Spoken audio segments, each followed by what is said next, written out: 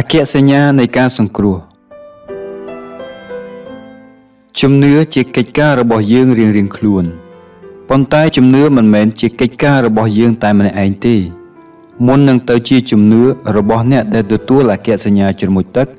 ព្រះសហគមន៍ជាអ្នកប្រកាសជំនឿនេះព្រះសហគមន៍ជាមាតារបស់យើងក្នុងជំនឿ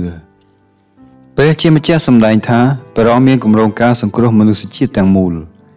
ព្រះជាម្ចាស់យាងមកជួបយើងម្នាក់ព្រោះតែគេរួមជាមួយប្រជាជនដែលព្រះជាម្ចាស់បានជ្រើសរើសដូចនៅពេលដែលព្រះអង្គត្រាស់ហៅលោកអាប់រ៉ាហាំព្រះសហគមន៍បំពេញសម្ព័ន្ធមេត្រីរបស់ព្រះជាម្ចាស់ចំពោះប្រជារាស្ត្រអ៊ីស្រាអែលព្រះគ្រីស្ទបានតែងតាំងព្រះសហគមន៍ឲ្យទៅជាប្រជាជនរបស់ព្រះជាម្ចាស់ដែលមានលក្ខណៈខុសប្លែកពីក្រុមសាសនាក្រុមជាតិសាសន៍ក្រុមនយោបាយឬក្រុមវប្បធម៌ទាំងអស់នៃប្រវត្តិសាស្ត្រតាមធម៌ប្រកាសជំនឿព្រះសហគមន៍មានលក្ខណៈ4ដែលបង្ហាញអំពីអត្តសញ្ញាណរបស់ខ្លួនគឺព្រះសហគមន៍មានតែមួយដ៏វិសុទ្ធកាតូលិកនិងមានក្រុមគ្រីស្ទូតជាគ្រឹះ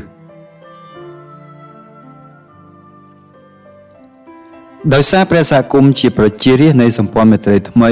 មានលក្ខណៈ3យ៉ាងដោយព្រះគ្រីស្ទជាព្រះបុត្រាព្រះជាម្ចាស់នៅពេលព្រះអង្គបានទទួលអភិសេកព្រះគ្រីស្ទជាបូជាចារ្យជាព្យាការីនិងជាព្រះមហាក្សត្រហេតុនេះព្រះជាម្ចាស់ត្រាស់ហៅព្រះសហគមន៍ឲ្យមានមុខងារជាបូជាចារ្យដើម្បីថ្វាយសក្ការៈបូជាខាងវិញ្ញាណមានមុខងារជាព្យាការីដើម្បីប្រកាសព្រះបន្ទូលព្រះជាម្ចាស់និងផ្ដល់សក្ខីភាពអំពីព្រះបន្ទូលនេះហើយមានមុខងារជាព្រះមហាក្សត្រដើម្បីបម្រើសង្គមនិងប្រកាសដំណឹងល្អនៅក្នុងលោកនេះព្រះសហគមន៍បំពេញមុខងារទាំង3នោះដោយមានព្រះវិញ្ញាណគង់នៅនិងប្រព្រឹត្តកិច្ចការនៅក្នុងខ្លួន